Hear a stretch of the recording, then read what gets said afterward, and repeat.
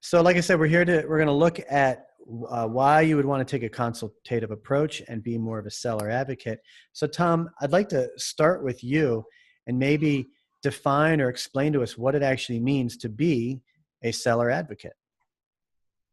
Certainly. So in every occurrence, every interaction that you have, it should really be about delighting the seller or the consumer if you're selling the vehicle. So by providing candid and honest feedback about, could be about the listing, providing information about the inspection of the vehicle, providing a Carfax, all these things, if you're consulting for the seller and providing a great experience, whether you acquire that vehicle at that time or not, it may help you to acquire that vehicle at a future time.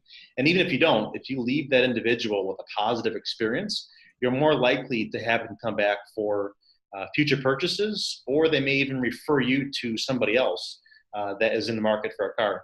So the long-term brand value that you have by consulting and advocating for that individual is substantial. What are some others, maybe not so obvious ways to bring that value to the customer experience? We have a saying just internally at the office that today's seller is tomorrow's buyer. We really believe that to be true. And I have a specific example. This week, I was actually speaking with one of our dealerships, a gentleman named Mitch French at KBDO Buick GMC. So a shout out to Mitch at KBDO, and he was explaining his process, a best practice that he uses when he's engaging the sellers at the beginning of the acquisition process, and the value that he provides is intangible. It's not a vehicle history report or such, but he provides consultation on the actual ad listing of the vehicle, provides feedback on the vehicle description, talks a little bit about the photographs and how they were staged, if they need to remove garbage from the vehicle, or other points to improve. So whether the seller decides to sell the vehicle to KBDO or not, he's provided them an intangible value that they can use to improve their prospects of selling the vehicle elsewhere. What percentage of these sellers are not looking to replace the vehicle and buy a new car? Is it a low percentage? Yeah, actually, it's a really high percentage that sellers that are not replacing a vehicle. So okay. I would say it's over 95% are not replacing the vehicle. So it is strictly an acquisition.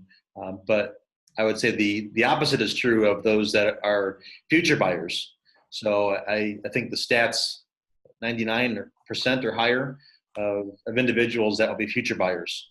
So even though they may not be replacing a vehicle at that time, there will be a certain point in time that they will be replacing a car.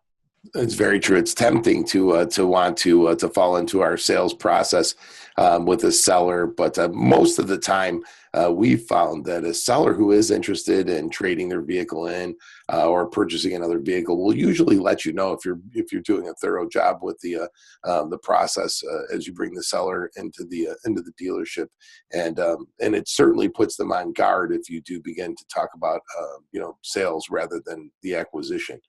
So I think it's in the best interest of the process to do that. And as we said earlier, we're firm believers that today's seller is tomorrow's buyer.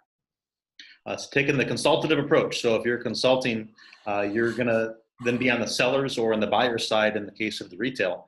And again, it's earning the trust of the individual so that you can provide the best suggestion and the best guidance for him or her.